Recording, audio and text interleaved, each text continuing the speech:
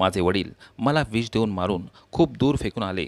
ते मला बोलायचे की तू आमची इज्जत धुळीला मिळवलीस, आमचे नाक कापलेस. मला माहीत नव्हतं की मी असं कोणतं काम केलं होतं ज्यामुळे त्यांची इज्जत धुळीला मिळाली होती. मी फक्त एक अपंग मुलगी होते, जिला या दुनियेची काहीच समज नव्हती, जिचा या समाजासोबत काही संबंध नव्हता. माझ्या वडिलांनी मला विष दिलं होतं. त्यांच्या नजरेत मी मेले होते, परंतु एका चांगल्या माणसाची माझ्यावर नजर पडली आणि त्याने माझा जीव वाचवला. आणि मग त्यानंतर तो मला त्याच्या घरी घेऊन गेला.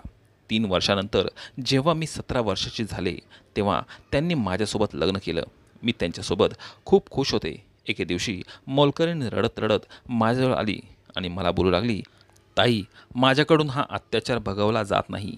जेव्हा मी तिला विचारलं कोणता अत्याचार, तेव्हा ती बोलू लागली, आज रात्री तुम्ही तुमच्या पलंगाखाली बघा, तुम्हाला स्वतः सगळं काही समजेल. तुम्हाला समजेल की साहेब तुमच्या एवढे मेहरबान का आहेत. रात्री नवरा झोपल्यावर मी जसं माझ्या पलंगाखाली पाहिलं तेव्हा माझ्या डोक्यावर आभाळ कोसळलं. असं वाटत होतं आता माझा जीवच निघून जाईल, कारण की तिथे तर माझं नाव सीमा आहे. माझे वडील एका प्रायव्हेट कंपनीमध्ये जॉब करत होते. माझ्या आईला देखील जॉब करण्याची खूप हौस होती, परंतु माझे वडील तिला जॉब करू देत नव्हते. माझे वडील माझ्या आईच्या सौंदर्यामुळे तिला बाहेर जाऊ देत नव्हते. माझ्या आईचे शिक्षण माझ्या वडिलांपेक्षा जास्त होते.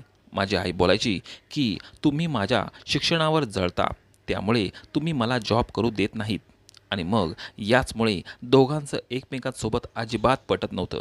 नेहमी त्यांच्यामध्ये भांडण व्हायचं.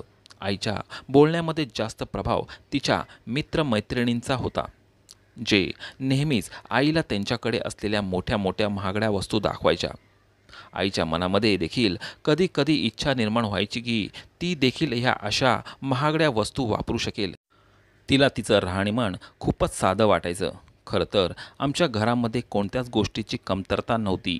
माझे वडील एवढे नक्कीच कमवायचे, ज्यामुळे घरातला घर खर्च आरामात भागू शकत होता.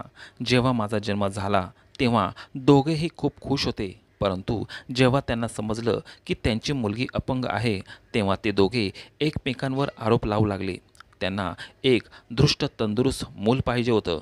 माझ्या आईला तिच्या मैत्रिणींना सांगायला लाज वाटायची की तिची मुलगी अपंग आहे. माझे वडील तर तसेही मला त्यांच्यावरचं ओझं समजत होते. मी पूर्ण दिवस फक्त रडत असायचे. एक आजी होती जी माझी खूप काळजी घ्यायची, माझ्याजवळ बसायची. असंच मग मी मोठी होत गेले.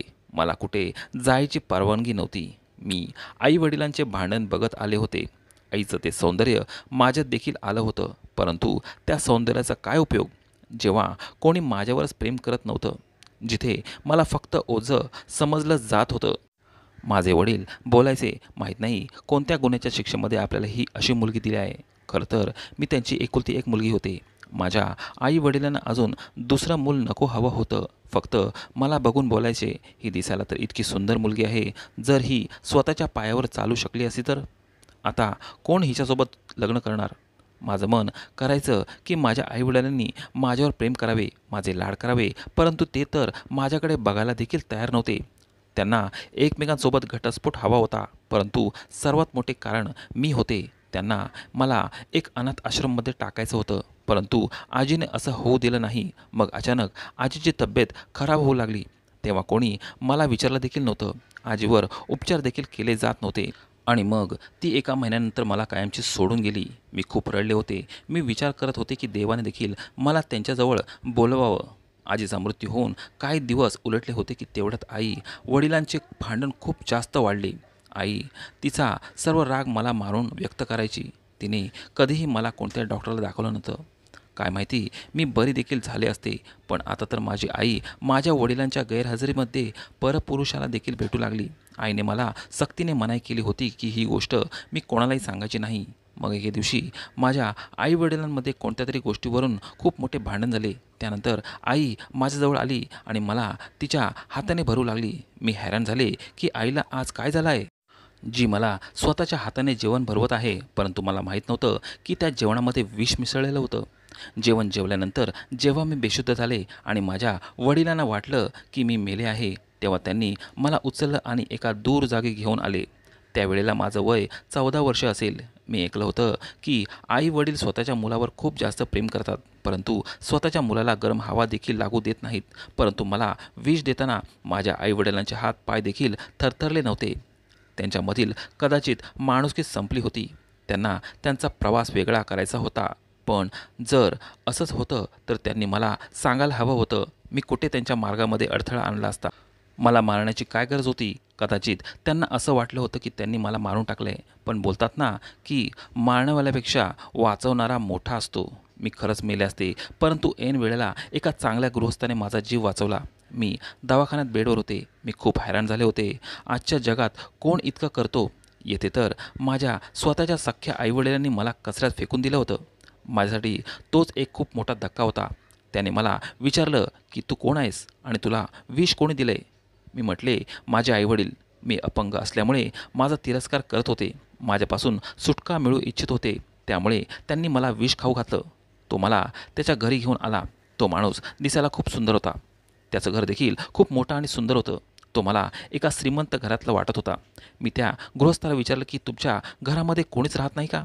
तेव्हा तो बोलू लागला की माझं देखील या जगामध्ये कोणीच नाही, त्यामुळे तुम्ही बिंदास इथे राहू शकता.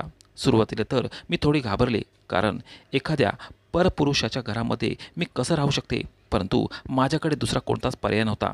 मी त्यांना म्हटले की तुम्ही मला काहीतरी काम करू द्या. तेव्हा तो हसून बोलला, तू काम करण्यासाठी या जगामध्ये आली नाहीस. काम करण्यासाठी माझ्या घरामध्ये खूप सारे नोकर आहेत. मग त्यानंतर तो माझी देखील काळजी घेऊ लागला. वेळ असंच निघून चालला होता. जेव्हा मी 17 वर्षे झाले तेव्हा मी मनातल्या मनात त्याच्यावर प्रेम करू लागले होते. मला तो आवडू लागला होता, परंतु मी कधीही त्याच्याबद्दल सांगितले नाही. मग एके दिवशी अचानक त्याने मला लग्नाबद्दल विचारले. मी खूपच हैराण होते. त्याच्यासारखा सुंदर मुलगा माझ्यासोबत का लग्न करेल? परंतु ते तर सर्व खरं होतं. मग त्याने मला खूप सारी शॉपिंग करून दिली. मला प्रत्येक गोष्टी घेऊन दिली आणि मग त्यानंतर त्याने माझ्यासोबत लग्न केलं. त्याच्यासोबत मी खूप खुश होते. आता मी त्याच्या घराची मालकीण होते. देवाने माझ्यासारख्या अपंग मुलीला देखील किती चांगला जीवनसाथी दिला होता.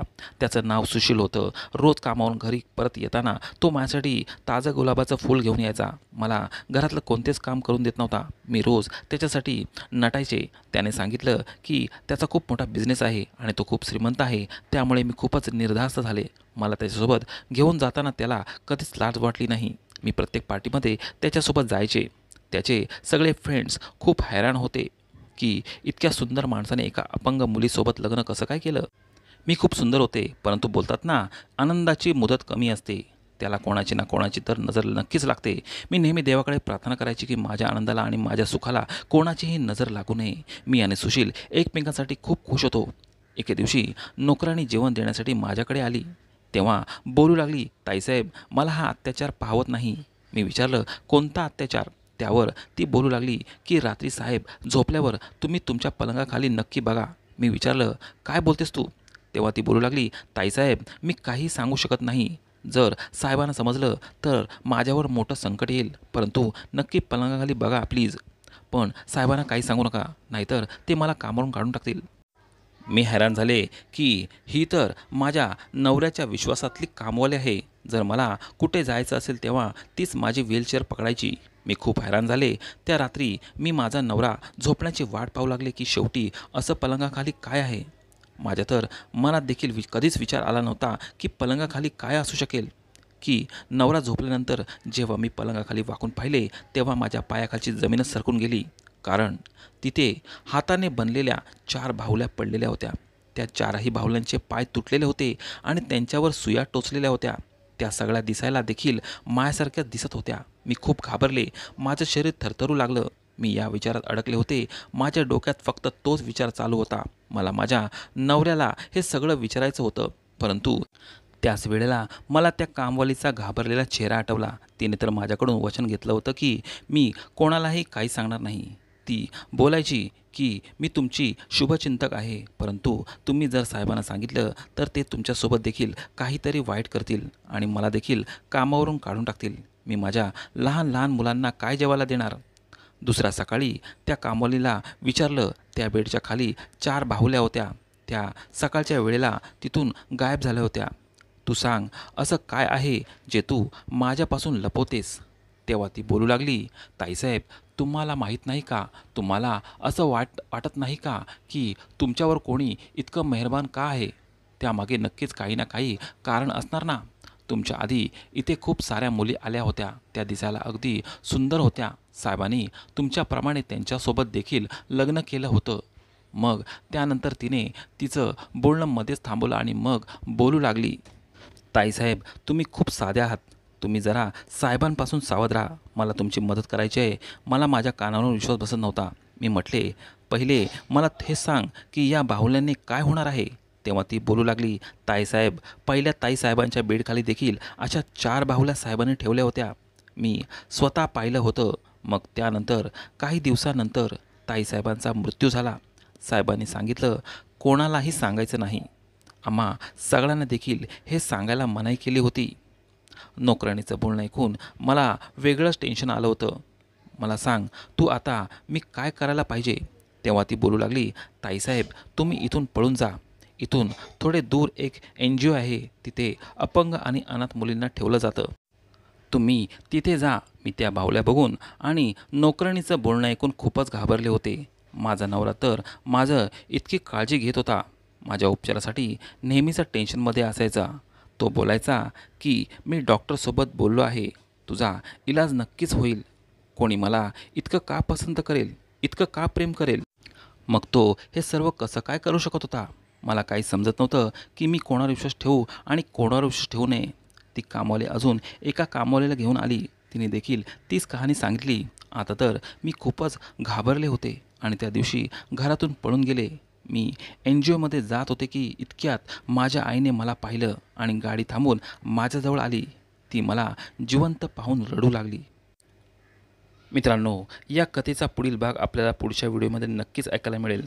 तोपर्यंत व्हिडिओला लाईक, शेअर आणि चॅनलला सबस्क्राईब नक्की करा. धन्यवाद.